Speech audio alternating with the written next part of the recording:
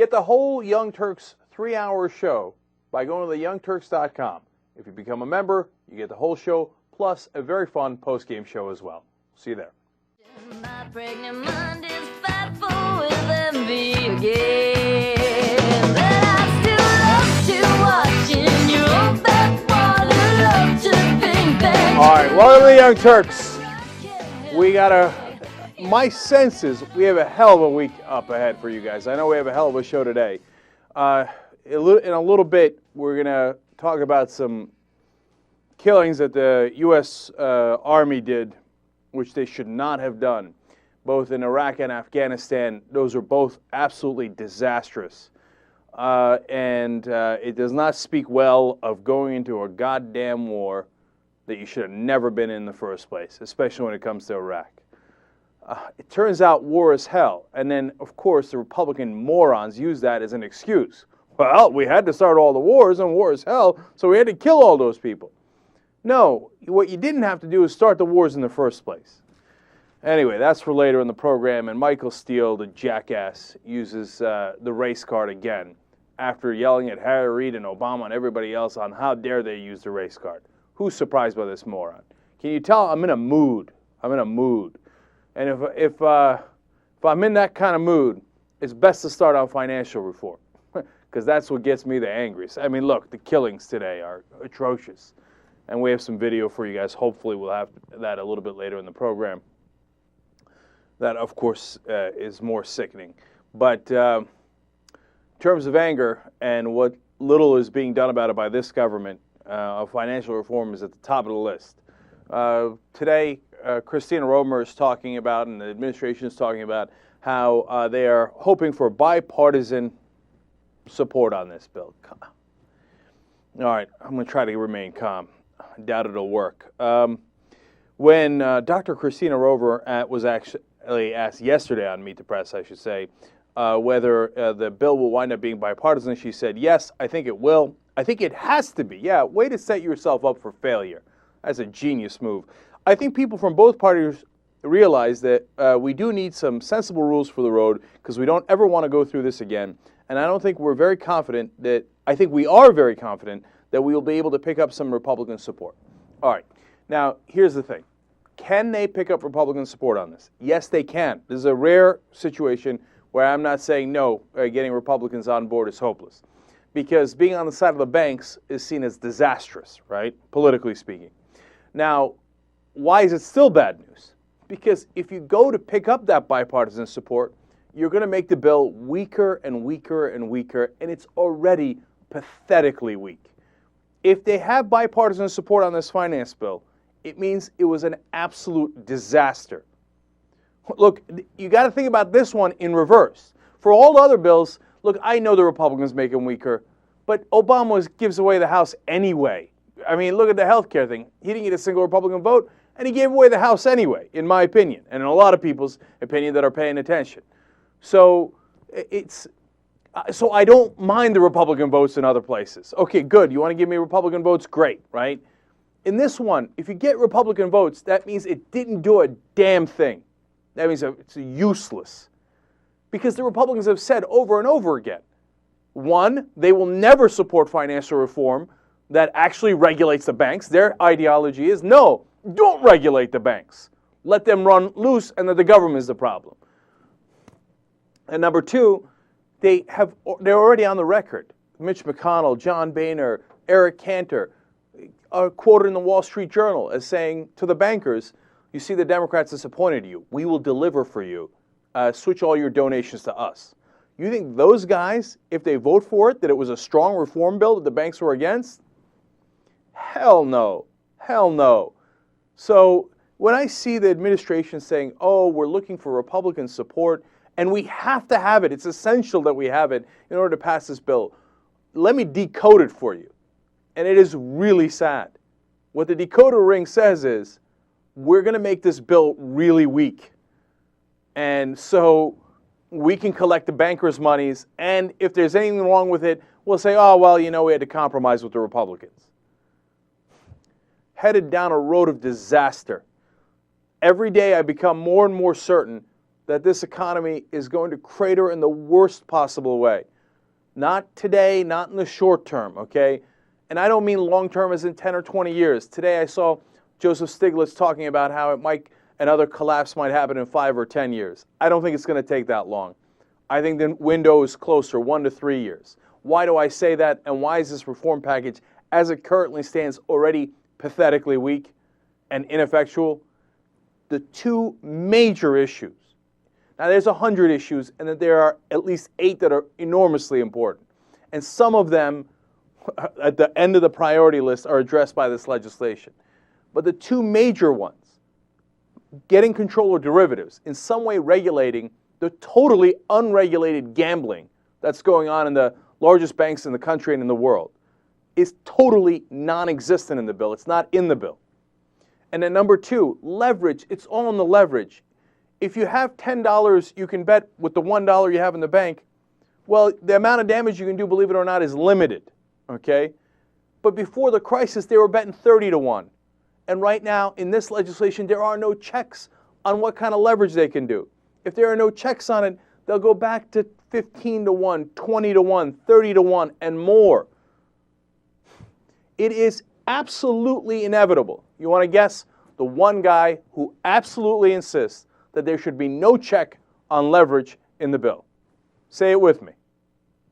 Tim frickin' Geithner. No leverage control in the bill. Look, you know, if this finance stuff confuses you, I hear you, man. And I don't want to go on and on about the details at the risk of boring you. But nothing is more important. They're going to destroy the entire global economy.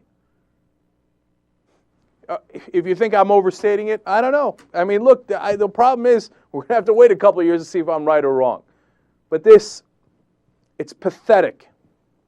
And look, I did a lot of research over the weekend on how the corporations took over our entire political system, okay? Because they have Borged us.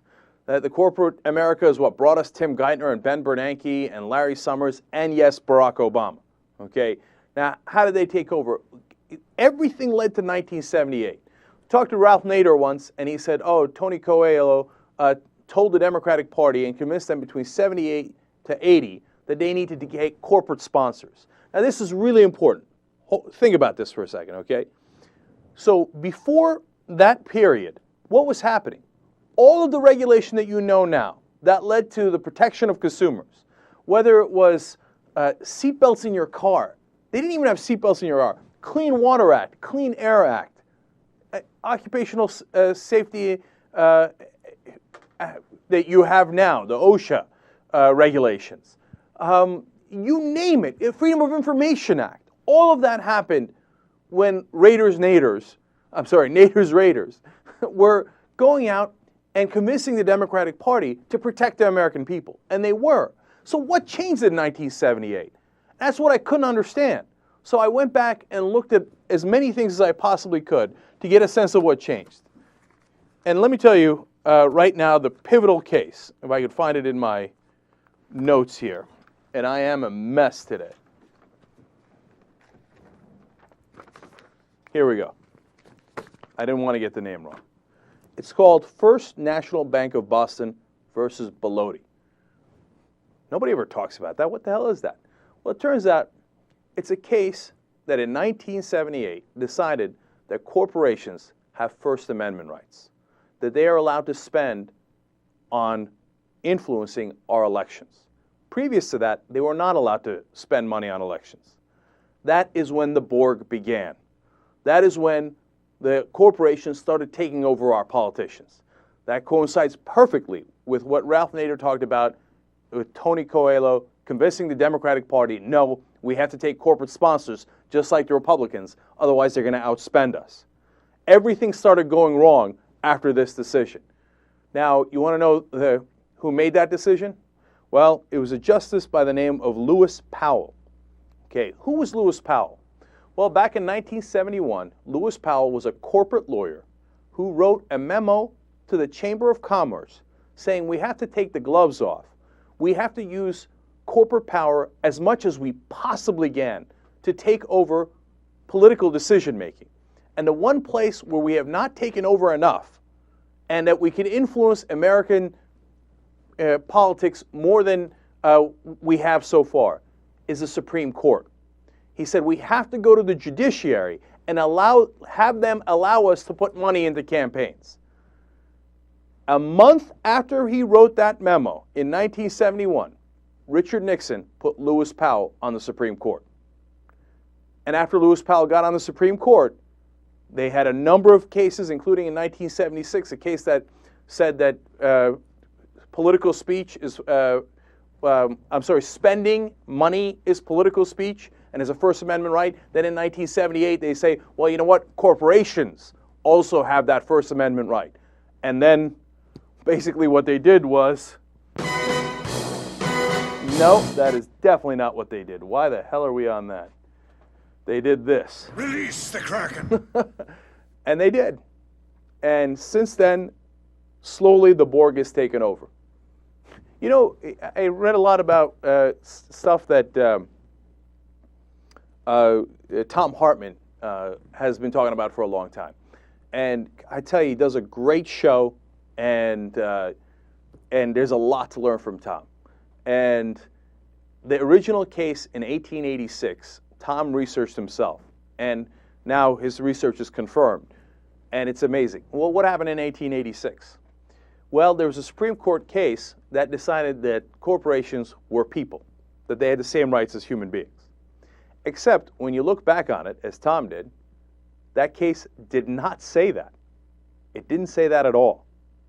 It was a clerk for the Supreme Court, not a justice, a clerk, who wrote in a head note, oh, by the way, corporations have the same rights as human beings. Now, that is not controlling law at all. It's not even close, but it gets much worse. He wrote that 2 years after the decision. What the hell is a clerk going back in 2 years later and putting a note on that case for? Now it gets worse. That case involved the railroads. That clerk, former president of a railroad.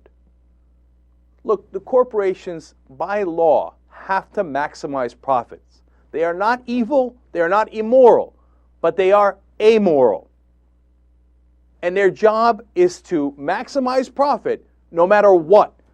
So like the Borg, they will invade the judiciary, they will invade the legislative, they will invade the executive so that they can make monopolies for themselves, so they can accrue power and then exercise that power.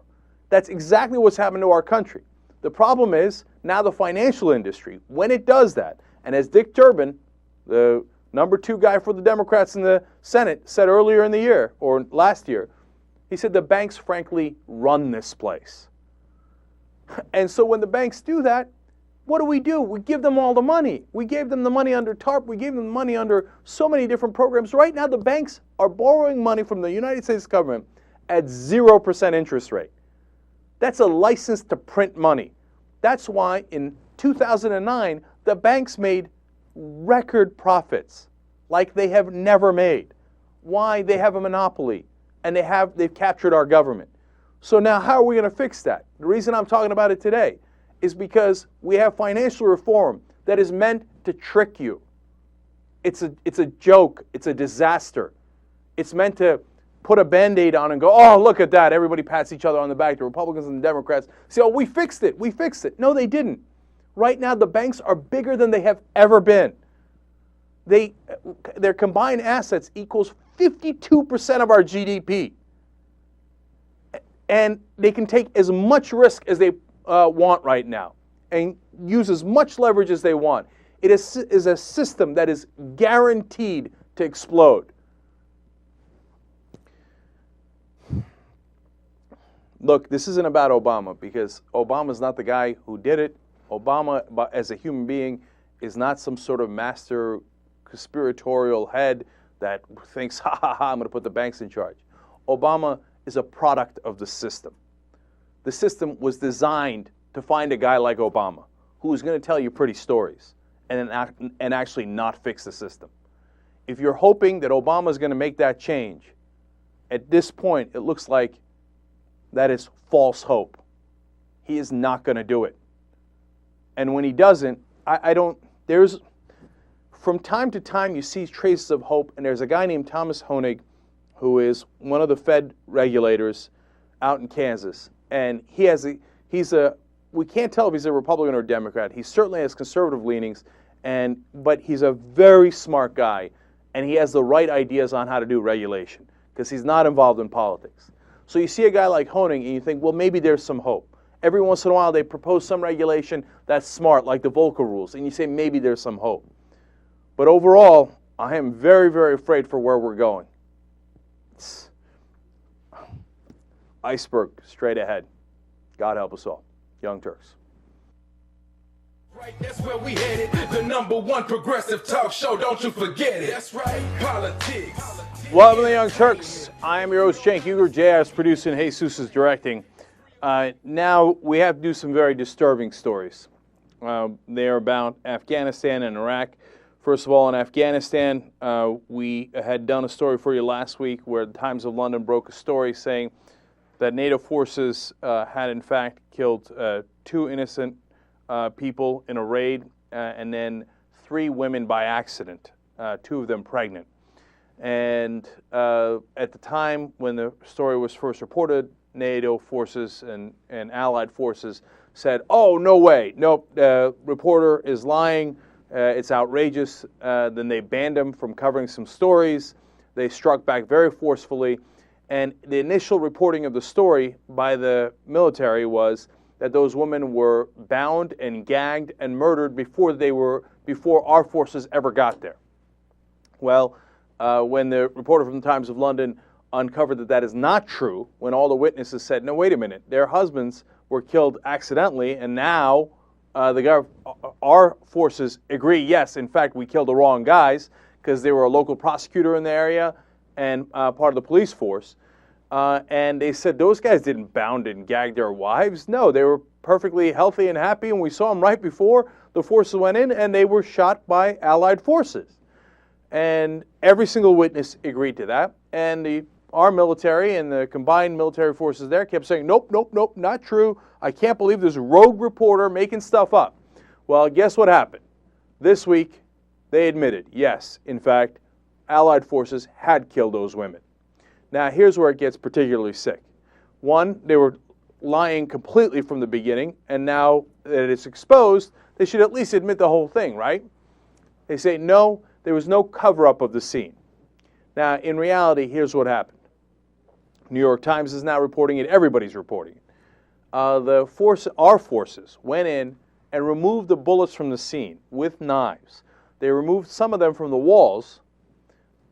That's not the problem. They removed the bullets from the women's bodies with their knives. And to this day, they're still claiming, no, those slash wounds were on the women before we accidentally killed them. Why would there be knife wounds on the women before we killed them? That doesn't make any sense at all. In fact, they were doing a celebration, according to all the witnesses. I believe it was one of their grandson's birthdays or his birth that they were celebrating. And you have the same knife incisions in the wall as you do in the women, and none of the bullets were found. They're dead, but there are no bullets in their bodies. I mean, it is so unbelievable. It's so, why do they continue to lie? It's so obvious that there was a cover-up. And you've admitted everything else. What's the point in dragging out that lie a little further? Look, this is how we lose credibility.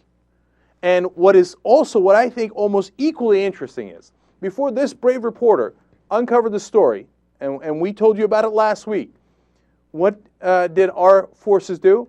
They put out a press release, as I told you, about how the women were bound and gagged and killed by insurgents.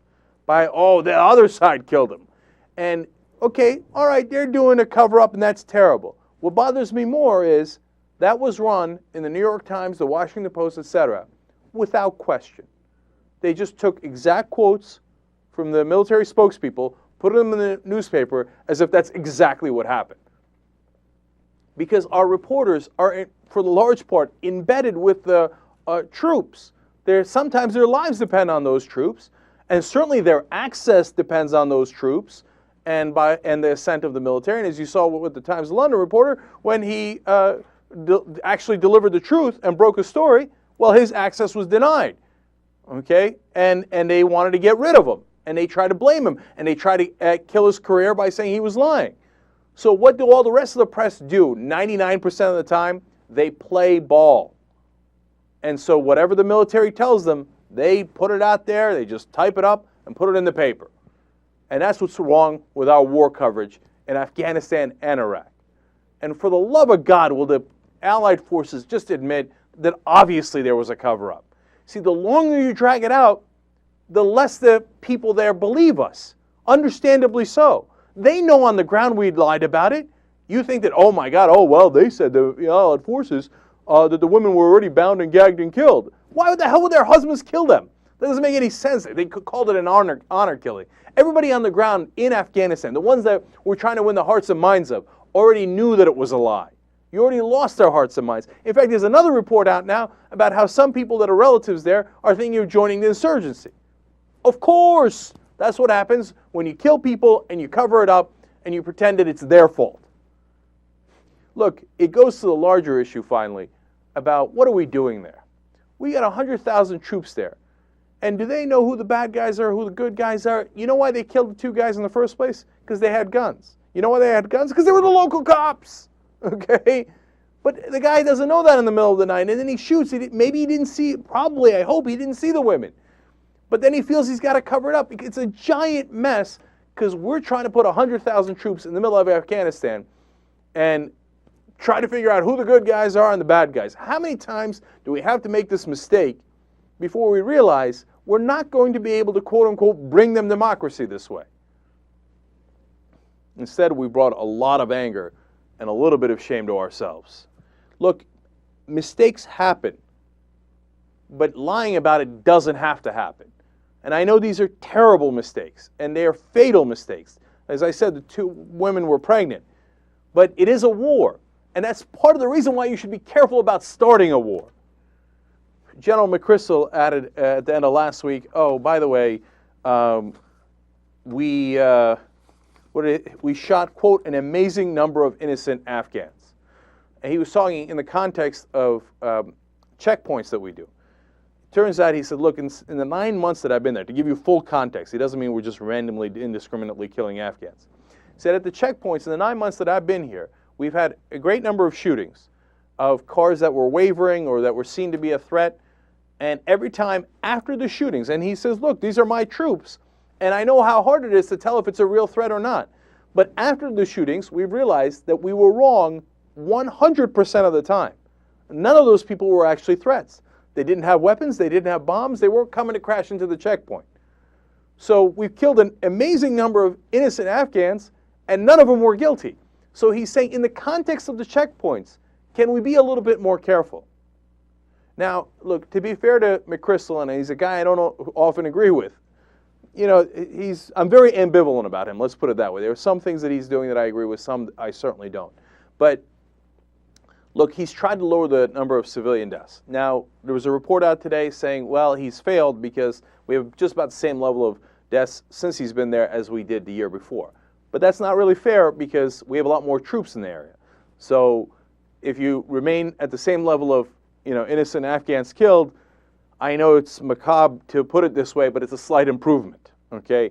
And his effort is going in the right direction, right? But it gets totally undermined when you lose credibility, when you lie about such an important case like this. Because then nobody knows what to believe. You know, how many innocent Afghans have we killed? Who knows? How many did we cover up? Probably a countless number of times. This is the one that was uncovered. It's not going to work. I mean, here we go, Karzai, right? Karzai is now slamming us, saying we're at fault, not just for these innocent deaths, but that it's, you know, that we're trying to influence Afghanistan, etc. He's a crook. Don't believe the hype with him either, okay? No one's innocent here. You know what Karzai mainly wants? So, I read these stories, then I'm very open. I see the headline about how Karzai slams us. I'm like, all right, let's see what he has to say. Maybe it's very legitimate, right? And then you read it. The main thing he wants is not to stop any of this. He wants to make sure that he can control the election commission so he can keep rigging elections. remember in the last elections, Karzai's votes, a third of them were thrown out. Millions of fraudulent votes. In Afghanistan, millions of fraudulent votes. And now his main concern is controlling the election commission. Karzai's useless. So, I mean, we can't work with Karzai. We keep killing the wrong people. What are we doing there? And we talked about it last week. The one time we withdrew from part of Afghanistan, and what happened? It turned out that that's the one area where the local population now wants to work with us because they want to kick the Taliban out from there. We got the wrong strategy. I mean, you can't blame me for getting discouraged today. We've got the wrong strategy in almost every front. All right, look, I'm going to save the Iraq stuff, which is gruesome stuff, for the last segment because I'm out of time here. In fact, let's just take the break right now. Let's go talk to a very important guest and then come back and do the Iraq killings as well. Young Turks.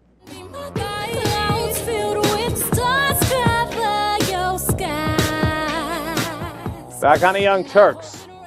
Now, a couple of warnings here. If you're listening on the radio or you podcast in the show, you know, I don't like to do this very often, but this is very visual. It's probably the most important news story today, so we got to do it on the show. I hate to do it to you. I'm going to try to explain it to you as best as I can as we do the videos, okay? Before and after the videos. But this is a colossally important story. Second of all, if you're queasy and you're watching, you know, people are going to get killed in this video. It's a hard, ugly truth, but this is what happened. So what is this story? It is on July 12th of 2007, our troops spotted some people that they thought were insurgents, apparently, and fired on them and killed nearly a dozen people on the scene. It turned out that as far as we can tell, the Iraqis on the scene were not insurgents, although one of them had a weapon. Only one had a gun, okay?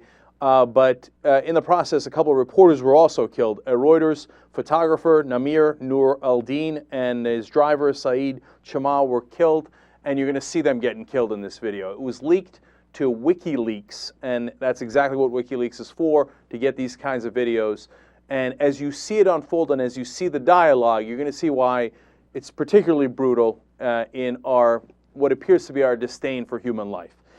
So let's start with the first one. This is where they spot the guys walking down the street. What you'll see is cameras that they're holding, and they're going to mistake that for an RPG. You'll see both how confusing it is and unclear it is, and unfortunately how flippant they seem to be.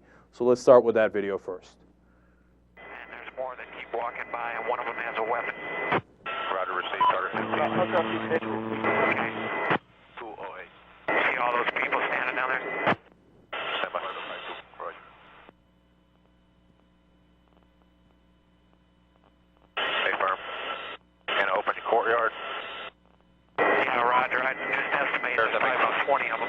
There's one, yeah. Oh, yeah. Correct. Bandage 1 4 route 2 3. I don't know if that's... Neighborhood Smith Element, copy at White 6. That's a weapon. Yeah. Hotel 26, Crazy Horse 18. We'll call for exchange by Charlie Mike Bravo. Speed 37. Number Red White 6, Westminster 6 Romeo. Roger. Fucking break. Hotel 26 is Crazy Horse 18. Have individuals with weapons. 4 radio. Radio Bandage 1 4. Yep, he's got a weapon too. Hotel 26, Crazy Horse 18, have 5 to 6 individuals with AK-47s. Request permission to engage. Roger that. We have no personnel east of our position, so you are free to engage over. All right, we'll be engaging. Roger, go ahead. I can't get them now because they're behind that building. Anybody has an element? Call by an RPG. All right, we got a guy with an RPG. I'm gonna fire.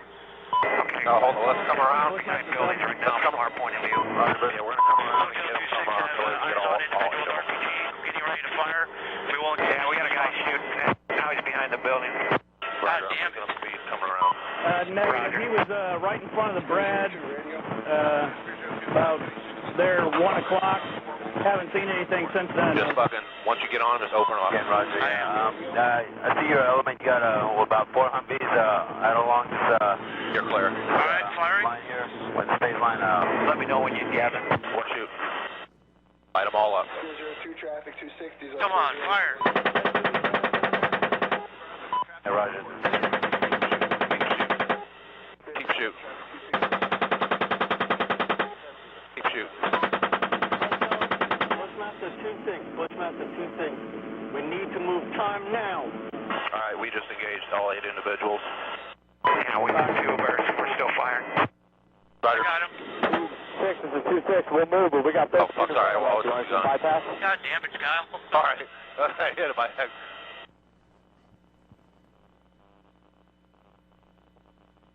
All right, you're clear. All right, I'm just trying to find targets again.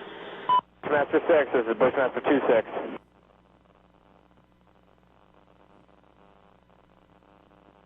Got a bunch of bodies laying there. All right, we got about 8 individuals. Yeah, we got one guy crawling around down there, but yeah, we definitely got some. We're shooting some more. Roger. Hey, you shoot, I'll talk. Hotel 26, Crazy Horse 18. Crazy Horse 18, this is Hotel 26, over. Roger, currently engaging approximately 8 individuals, KIA, RPGs, and AK-47s. Hotel 26, you need to move to that location once Crazy Horse is done and get pictures, over. China. Target 20 is the location. The Hotel 26, Crazy Horse 18. Oh yeah, look at those dead bastards. Nice. 26, Crazy Horse 18. Thank you, Spear 02 in flight. Free change zone 4 at this time. Spear 02, free change. Nice. Good shoot. Thank you. All right. Look, were they quick to assume weapons? Absolutely. Did they seem to make things up like 5 to 6 AK-47s, which were not the case at all? There was only one weapon on the ground at the end. Yes. RPGs didn't exist. Now, at the same time, you know, you look at that video, they're in the middle of a war. Can you really tell that the camera is not an RPG? So I'm trying to be fair to both sides. I'm trying to see it from both their perspectives. What doesn't help their cause, of course, is the way they are so unbelievably flippant about it. Dead bastards, joking around, nice shot, way to kill them all. And it seems like a video game. And the problem is, this is how war happens, right? And sometimes it is the bad guys, and sometimes it's not the bad guys. The problem is you shouldn't have put those guys in the first place. You train them how to kill, you give them these high-tech weapons, and then you say, go in the middle of Iraq, go in the middle of Baghdad, see if you can pick out the good guys and the bad guys, the cameras from the RPGs, shoot them all, and then see what happens. But they're not done yet. One of the guys, in fact, it was the driver, Saeed Chama, who was part of this Reuters crew, is wounded, and he's crawling around. And they keep asking, should we take him out? And you can't take him out. He's wounded. He doesn't have a weapon. And the pilot keeps saying, oh, come on, grab a weapon. Grab a weapon. So he could have an excuse to shoot him. He doesn't. A van pulls up, a Good Samaritan, with 2 kids inside. They're going to try to bring him to the hospital. Well, that's going to lead to the second disaster of the day. Next clip. Bushmaster, we have a van that's approaching and picking up the bodies. Where's that van at? Right down there by the bodies. Okay, yeah. Bushmaster, Crazy Horse, we have individuals going to the scene, looks like possibly picking up bodies and weapons. Let me engage. Hey, we need to stop that so we can get down there. We Hey, need shoot. to stop. You see my location? Roger. Break. Crazy Horse 18, request permission to engage. Picking up the wounded. Yeah, we're trying to get permission to engage. Come on, let us shoot. A Bushmaster, Crazy Horse 18. We're taking him. Bushmaster, Crazy Horse 18. It's Bushmaster 7, go ahead. Roger, we have a black SUV or bongo truck picking up the bodies. Request permission to engage. Bushmaster 7, Roger. This is Bushmaster 7, Roger, engage. 18, engage. Clear. Come on. Clear. Clear. We're engaged. Coming around, clear. Roger. Trying to, Clear. I Roger, I lost him in the dust. I got him. I'm firing. Horses, Bushmaster 4, you got any BDA on that truck, over? You're clear. This is Crazy Horse, stand by. Not shooting for some reason. Go ahead. I think the fan's disabled. Go ahead and shoot it. I got an azimuth limit for some reason.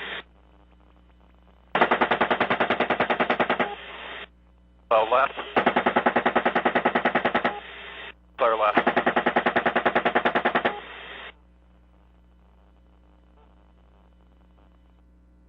All right, look. Later in the video in WikiLeaks, they show the kids in the window of the van. Not fair. I mean, I'm glad they showed it and you see it. Okay, you get it. But it's a black van. They can't see the kids. I couldn't see the kids on the first time around. I'm not blaming them for shooting at the van and there's kids inside. They don't know that there are kids inside, okay? Now, having said that, I mean, they keep saying, let us shoot, let us shoot. It's like a video game and they want to kill them, right? But they didn't have any weapons. This time around, they're carrying out the wounded. Even if they're the bad guys, no weapons, carrying out wounded, we execute them. I mean, this is, just because you do it from a helicopter doesn't make it any different. You could have just walked up into the street and shot him in the back of the head. They didn't have any weapons. That would be an assassination. That would be murder. This isn't. In fact, they're calling this video collateral murder on WikiLeaks. And this is what's grotesque about a war. You train these guys, who are young guys, generally speaking, on our side, to kill, kill, kill, and then you let them loose in a population where you have no idea if you're killing the right guy or the wrong guy. Now it gets worse, it gets uglier, because in the next scene, the Bradley fighting vehicles show up, and they're going to laugh about how one of them rolls over a body, one of the dead. Let's watch. Yes, Viper 5 to departing zone 208 for zone 4. We call frequency. Yeah, I just drove over a body. Ready? Yeah. Viper 5 to report free change zone 4. Maybe it was a visual. Frequency. Yeah, I just drove over a body. Ready? Yeah. Viper 5 to report free change zone 4. Now, before you get too angry at those guys laughing and joking around too, they have to desensitize themselves to some degree. They're killing people every day, right? And we hope they're mainly killing bad guys. Except you stuck them in a situation that I've said now numerous times where they have no idea if they're killing the bad guys. I wish they would be more restrained, but I'm a million times angry at the people who put them in that position for a war we should have never gotten involved in, never should have gotten into in the first place. And so now the last part might make me the angriest. They finally find out, oh my God, we got kids inside the van and they're hurt. Their father, the Good Samaritan, killed, okay? And they got to get the kids out. And the guy on the ground requests an evacuation to our hospital so the kid can get treated. And as you're about to see, that request is denied. Let's watch. Roger, that's a negative on evac the two civilian kids to Rusty. They're going to have the IPs link up with us over here, break. IPs will take them up to a local hospital, over. That's your copy, over. Roger that. 160. So when their request was denied, and they say that's right. No, you can't take them to our hospital. Wait till the Iraqis show up, and hopefully they'll get to their hospital. Thank God the kids didn't die. What's the point of denying that? I mean, look, we're second-guessing them here. A couple of years later, who knows, maybe our hospital was full, etc. But it didn't seem like they cared an awful lot about the lives of those people down there. And, you know, as you remember, in 06 and 07, Iraq was a disaster area. People killing each other left and right. In the end, hundreds of thousands of civilians died. Some at our hands, but a lot of them in the hands of the militias and the insurgent groups, etc. And in the end, when I see disasters like this that didn't have to happen, I always think, damn it, man. One, there was no weapons of mass destruction. Number two, the inspectors that were looking for the weapons of mass destruction were kicked out by us, by George W. Bush, not by Saddam Hussein. They had no link to 9/11. This war was 100% unnecessary. All those people died because George Bush and Dick Cheney thought, ha ha ha, we're going to bring democracy to Iraq. Now, look, they didn't really believe that. If you ask me, you know, Cheney cared about the oil. Bush had his own, God fantasies about how he was going to bring democracy and he was going to strike back and be a tough guy against terrorists that didn't exist in Iraq. But the bottom line is the same. They started a war that they should have never started, and they don't seem awfully concerned about all those civilians who died. Does it look like we brought them democracy? Does that look like freedom that we just gave them? So the next time we're going to start a war, can we please think twice? Can you please remember this video? And that once you start the war, that you unleash this hell upon the local population. And so many of them get killed like this because, oh, I don't know, was it a camera? Was it an RPG? Let's kill them all and make sure. The crimes of Bush and Cheney in starting this war should never be forgotten. All right. And WikiLeaks, great job in exposing this. And fantastic. If you want to watch the whole video and see how, truth is revealed, and no matter how ugly and brutal it is, well, then go to WikiLeaks and watch the whole video. And finally on that, look, if you don't get to see the ugly truth, then the next time we make another mistake because we think war is a video game, and it's not. Real people die. All right. Now, we had Steve Cohen on the program on Thursday here, and he's a representative from Tennessee, and he had some strong comments against the Tea Party activists, the ones that were getting more physical and violent. He talked about how they threw bricks through the windows in Tennessee and how the Republicans were riling up on the national stage. He said sometimes it feels like they're, without the robes and the hoods. And then he said it felt like it was on the verge of Kristallnacht, and that it looked like the Republican leaders were captured by this movement. And the perfect example he explained was Sarah Palin in front of John McCain campaigning in Arizona. And he said McCain looked like a captured soldier in North Vietnam. Since then, the right wing has gone ballistic over this on Fox News, Red State, Hot Air, Free Republic. O'Reilly talked about it apparently. Rush Limbaugh did as well. And they're saying, how dare this guy say that these people are being violent when they're being violent? How dare he accuse them of sometimes being racist when they have racist signs? How dare he be concerned about what they do? It's not what they do that's the problem. It's his concern that's the problem. And they say that he is being they turn it on and said, Free Republic, for example, said that he was bringing race into it and that it was his fault. And how could he possibly assume that these guys would be racist? Well, ironic, because right in the comments underneath, now this is not the guy who wrote the post, it's in the comments, but here's what they wrote on Free Republic. As a Jew, I think Cohen should experience Nazi justice firsthand. Ready for the ovens, Mr. Cohen? What a complete race-baiting asshole, licking the asses of his black voters. Gee, I wonder why Representative Cohen would be concerned. It seems like these are perfectly good people who would never do him harm and who would never be racist or anti-Semitic. Well, here's another comment. Damn, they put up his picture. Damn, this is one ugly Jew. Gee, I wonder why he thinks they might be anti-Semitic or racist. No, it's probably his fault for pointing it out and not for them to actually doing it. Now, I want to be clear again. That was not the person who wrote the post on Free Republic. It was in the comments section. But that's what Steve Cohen's worried about, that you're going to rile up the craziest, most unstable people you have in the right wing. And they already have weapons, and that they're going to do damage. Instead of shunning Steve Cohen, perhaps they should listen to the message that he's delivering to them. There is a real danger here, and you can see it if you even look at your own comment section and your own audience. Please listen to him. Young Turks. Sign up for membership on theyoungturks.com and get the whole 3-hour show plus an uncensored postgame.